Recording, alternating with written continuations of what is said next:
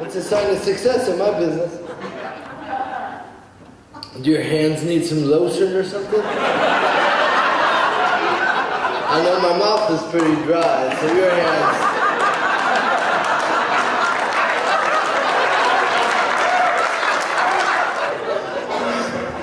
Just tell me whenever you need to tap out, man. I got it.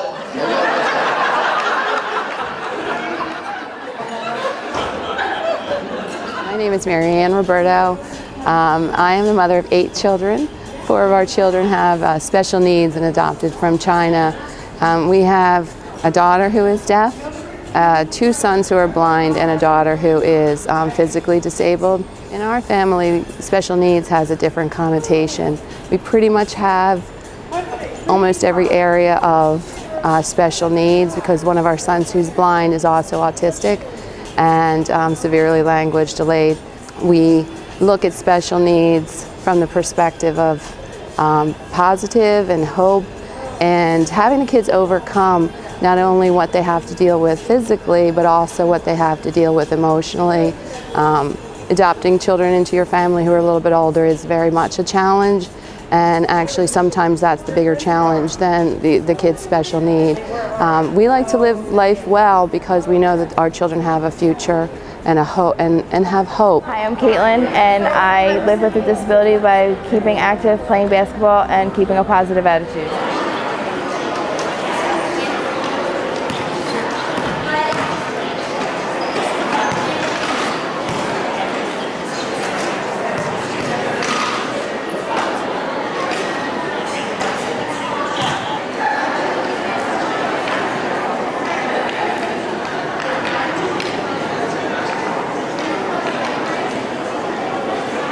To see how I've been able to affect other people and how my life story and my journey on MasterChef and in life has been able to empower people with disabilities to pick up that challenge and not really worry and concern themselves so much with what they're not able to do, but think more about what they are able to do.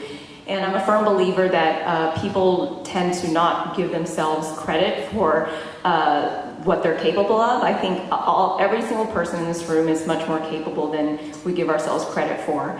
And you really don't know what your tenacity is until you're really put to the test. Gordon Ramsay, told me something that I take to heart, and to this day I still think about when I have to face something difficult. And what he told me was, he said, Christine, you need to stop doubting yourself and start believing in yourself, and you need to be bold. And that's the message I want you all to take away from today, is to be bold and do things that you thought you were afraid of doing, but shed that fear and try to be fearless, and I promise you that your life will be much more fulfilled from that. So thank you. But ultimately, who's responsible for your happiness? Yourself, right? I think too many people, and I'm guilty of it as well, have cringed to the idea that you need something or someone in order to make you happy, to feel happy.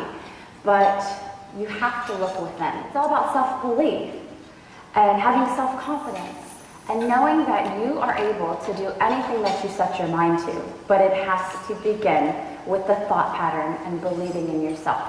And that comes with loving yourself. In life, everybody needs a purpose, and everybody needs a mission. And me and Rick, we didn't know what our purpose was when we first met. We just knew that we both love to do music. And we go do a lot of speaking to kids, a lot of people in hospitals, and sometimes the biggest challenge is finding a direction, a purpose in life, a place where you think you can go and achieve something. And Rick sent me a beat one time, and I heard it, and it inspired me to put my purpose in writing. And we tend to use our own story as examples. So we all have our own. We all have our own. They're equally valid. They're equally valid. When we have a discussion, we disagree because we troubleshoot things. We always do. Like every goal. Like every couple, we overcome challenges and have discussions. normally, I understand about 95% of Barton's accent. If we're having a discussion, I understand 5% of Barton's accent. And I will say over and over again, what? What did you say? Yeah. What did you say? I can't understand you. Yeah. What did you say? And I will attest to I really can't understand Barton. It's true. And It doesn't matter how perfectly I enunciate. She still can't get it. when we have discussions, Barton's way of dealing things is he's got a wheelchair, he's gonna take off. Okay? I'm gonna going.